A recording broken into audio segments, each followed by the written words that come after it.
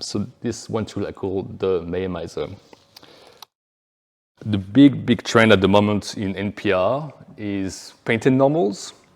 So you can see like on the left is the normal map for Suzanne, the classic monkey, and then an artist are manually like sampled normals and smear them to look like they're painted. I don't have the result here to show you, but it looks like quite faceted and quite painterly looking. Some tutorials suggest that for a cheap solution is just apply Voronoi nose to your normals. So we've tried that.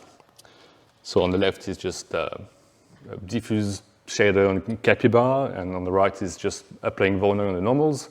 And you get this cell shaded look, you get those hard surfaces and stuff, but we found out that that only works when you have like one source of light, not complex shaders, all that kind of stuff. But there was something I kind of liked about this, and that reminded me of some sculptures I've seen of like Hellboy and that kind of stuff, where it's not low poly, but you've got like all those janky angles and that sort of stuff.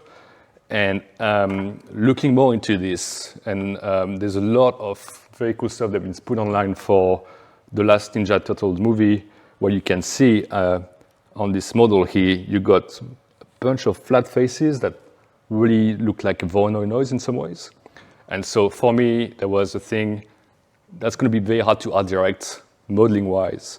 And so can we make a tool that take a model and make all those flat faces out of it? So that's what I call the Mayhemizer. So this is a sphere and then through the process. So once again, we're not trying to do a production ready tool. It's really more generating ideas, trying to see what happens, pushing it on the pipe and see what happens. So very roughly, I just take a sphere, I plug the normals through a Voronoi noise. This is the result of the noise, and I store two attributes, the normals and the cell of the seeds, sorry, the seeds for the cell, and that's what represented here. Then I look at the boundary, sorry, for those cells, and I just, in a wrangle, just like slowly push those boundaries together.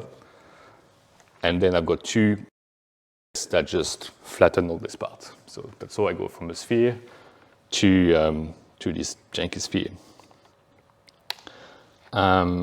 So I've applied that roughly to our capybara. So it's very subtle on this one, but that gave us this sort of look we had on the Hellboy sculptures and Ninja Turtle models.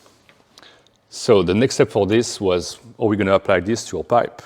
So we started applying this to models from previous years, from previous projects. So on the left is the Mayhemized model, on the right the raw model.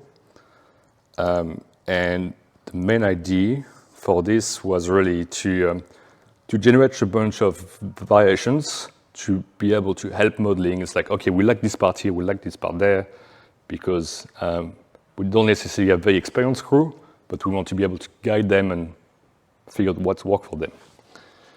And so that was pretty fun to work on this. We put this on Mixamo and just like kind of went to town. This is always a crowd pleaser. I'll leave it for 2 minutes for you guys to feast your eyes. All right. So if I were to push this further, I will find a way to move from triangle mesh to quad mesh, and also making sure that all my cells are convex. As soon as the cells are concave, that breaks the illusion that it's unmade.